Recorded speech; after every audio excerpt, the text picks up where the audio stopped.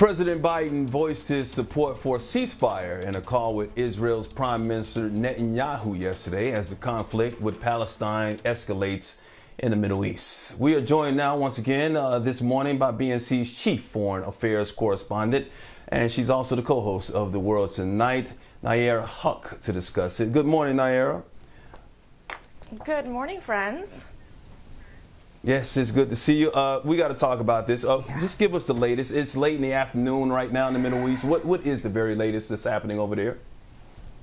The latest is that there was a halting in the attacks overnight, but that was not part of any ceasefire agreement. At the moment, Benjamin Netanyahu is not supporting a ceasefire. He wants Hamas to stop first. Unclear what Hamas wants. Civilians are caught in between. We now have 200 Palestinians dead. 10 Israelis have been killed in this latest round of fighting.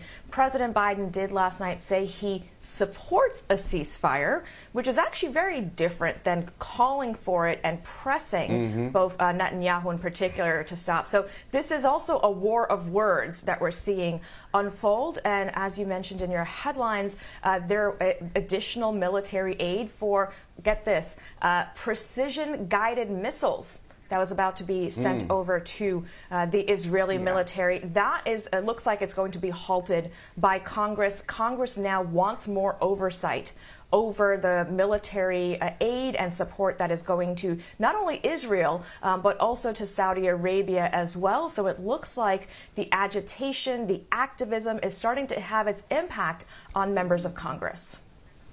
Yeah, members of Congress, you know, that's one thing, and it does seem like they are gearing up, being a little more forceful than the Biden administration, understanding that, as members of the administration put it, it's a balancing act. But, you know, right and left, everybody says this is so complicated, Nayyera, such a complicated situation.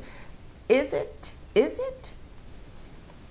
I mean, if we follow the back and forth and the tit for tat, you can get really lost in the details and the weeds of this. And certainly there's those of us who that's what we follow for a living. But I got to say, of all the media headlines, the one that I thought was the most accurate is this one.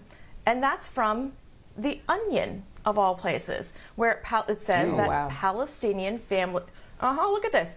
They called on Israel to bomb on offices in case any Hamas agents are hiding out there. That, of course, is a nod to the fact that the Associated Press building was destroyed. But look at this. Palestinian family who lost home in airstrikes takes comfort in knowing this is all very complicated.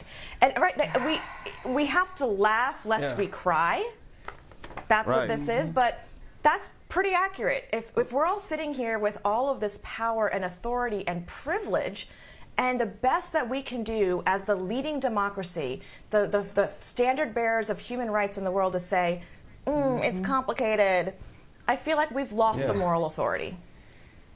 Yeah, I was going to ask you that too, because it seems like we mentioned yesterday 28 Democrats, or 26 at least, and then 2 independents were calling for this ceasefire. Why are Democrats so divided on this issue when so many civilians are dying, women and children? I mean, there are human rights issues that are going on right now. This shouldn't be a bipartisan issue at all. Well, this may shock you.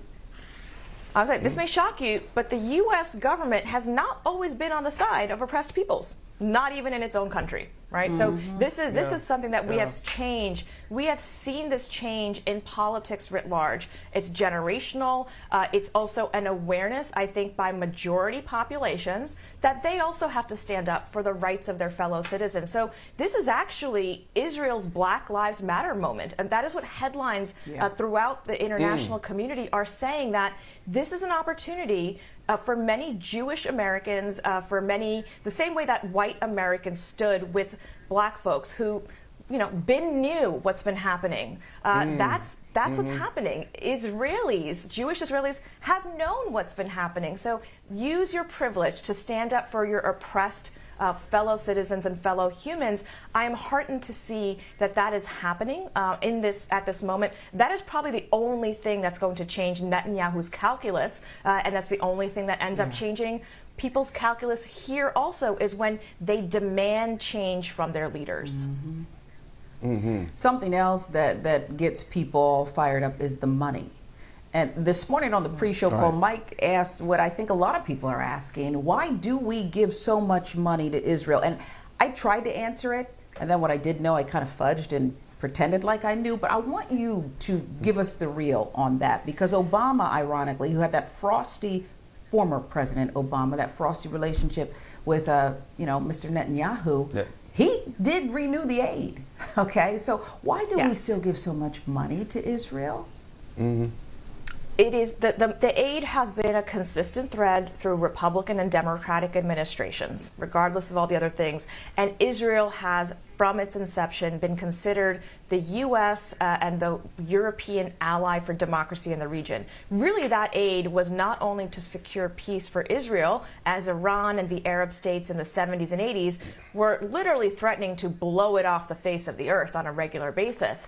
But it has not been recalibrated since then, right? You have peace deals now between Israel and the Gulf states, between Israel and Egypt, Israel and Jordan. So the question then becomes, how much threat is Israel under, and is it actually the best vehicle for advancing U.S. interests in the region? We no longer use military forces for all of our interests in the Middle East. In fact, we are in negotiations with Iran right now. So it's part of a broader shift in how the United States approaches the world. It's not a military-first strategy the way it was in the last 2 decades. Yeah, things have changed. Netanyahu, and I'm still learning a lot about this, and I appreciate you being here to help us and our audience out about this, but it seemed like he cozied up to Trump, and a lot of people are seeing the similarities in what Trump did here in America, Netanyahu's doing over there in Israel. If I'm not mistaken, he's the one that said he would never recognize a two-state region. So if that is his attitude, will we ever actually see peace over there? You're absolutely right, Mike. And actually, not only did the two of them cozy up to each other, Trump gave Netanyahu a big gift when it comes to the idea of recognizing Jerusalem as the capital of Israel. The history of Jerusalem has been as an international city under international law. It is supposed to be settled as part of a two-state solution. Right now, it's split authority over Jerusalem. So you have a part that belongs to the Palestinians and a part that belongs to Israelis. By recognizing Jerusalem as the capital of Israel, again, words really matter. It says effectively that that holy city belongs exclusively to Israel. Netanyahu has taken that and run with it since then. And Netanyahu's been there for 20 years. He has had 4 elections in the last 2 years. He is literally in court for corruption charges right now. So he has every incentive to take and find that way to get his people angry and upset, to blame the other for creating all these problems. It is part of that authoritarian playbook. That is exactly what he's doing, Mike. You hit the nail on the head. No one thinks that a peace can happen with Netanyahu on his own. It will only happen if Netanyahu is forced or pressured into the negotiating table, and that has to come from the United States. Wow. He sounds a lot like Trump, to be Let honest. me tell you something. It does. It was hard to figure out, right? She was talking about Netanyahu, not 45. BNC's chief foreign affairs correspondent, Nayyera Haq. I got to tell you, when the network came to terms on your contract, boy, that was right on time, because we are depending on you. Host of The World Tonight. We appreciate you very much, Nayyera. Thank you so much for starting your day with us, and I'm sure you'll be back.